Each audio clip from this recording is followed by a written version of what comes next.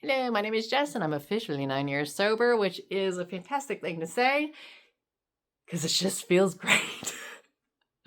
I'm about to go work out, and I want to talk about fitness and addiction recovery and sobriety because a lot of the times people tend to replace therapy. They tend to have a very strict exercise regimen in addiction recovery. And I want to talk about it because sometimes there's a boundary that gets crossed, and what ends up happening is you shift from the addict identity to a fitness identity, and then your entire life becomes that, right? So we're still not totally balanced all the way around the 8 to 12 categories that I've posted on the website. You can see in the description. But what we really want to do is make sure that fitness is a thing that helps regulate us, not something that we're hyper focusing on and becoming all about it. And I mean, granted, there's people with ADHD and they like to hyper fixate on things and learn things and nerd out on stuff. Sure, go ahead. But the differentiating factor between whether or not exercise has become healthy versus unhealthy, there's a very fine line, which is you keep running away from your problems. Okay. And you'll feel it because you'll have an emotion, and exercising is healthy. It is healthy for us in the majority of it, right? But what can happen is that you'll go to the gym and you'll say, I got this work stress, and you you lift or whatever, and you feel good. But then you don't deal with the problem that you originally were trying to work through. Okay. That's the little tiny fine line. And then you don't deal with the problem, and then the stress stacks up again, and you go and you work out, run, and you still don't deal with the problem. Okay. And so now you're becoming emotionally avoidant and using exercise, which we all know is healthy for us, as a vehicle to be emotionally avoidant.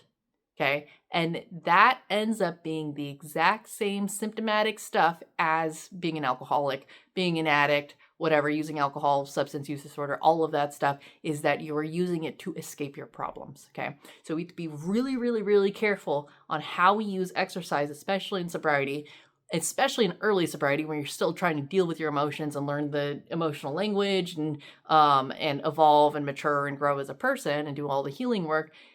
It's okay to have an emotion you want to go to the gym and work out and get that space and get the regulation going on.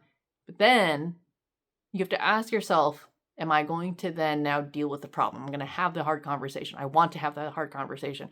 The exercise just helped me get all the frenetic and frantic energy out of my body so I can have this calm conversation with somebody. That's great. That's where we want to be.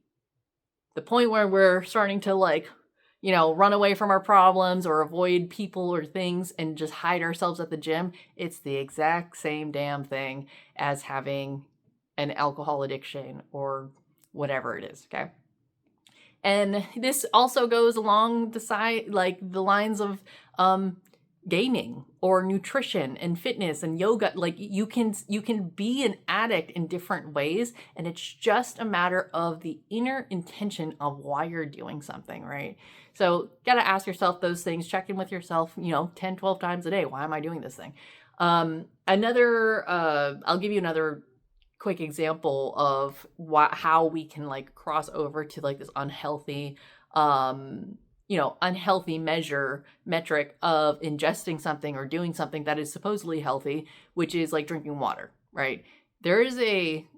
We should be drinking water. There is a good amount of water we should be drinking, but there's a line that we can cross where we actually start overhydrating, and then we overhydrate and we can actually do severe harm to our bodies. Okay.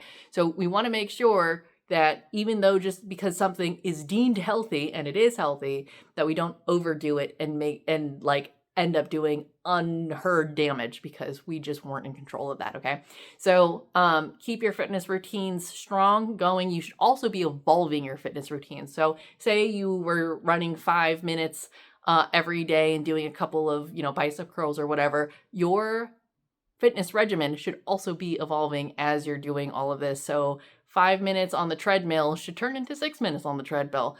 Your 3 by 10 sets of bicep curls should turn into maybe an oblique workout or maybe some squats. You should be evolving this is paralleled to how you are mentally and emotionally growing. You should also be physically feeling better about yourself and expanding the things that you can do with your body. You should be able to move more. You should be able to dance more. You should be able to be in touch with more parts of your body in early sobriety. You should be able to do more cardio eventually over time, okay? So keep working on yourself, keep your fitness routines, but keep in mind that the reason why we're doing it is to stay healthy and not emotionally avoidant. We want to be in touch with our emotions and use the physicality to be able to calm our nervous systems, like stimulate the vagus nerve and calm the nervous system and allow the trauma and all of the other emotions to come out. Okay? All right. Take care, guys. Keep working out.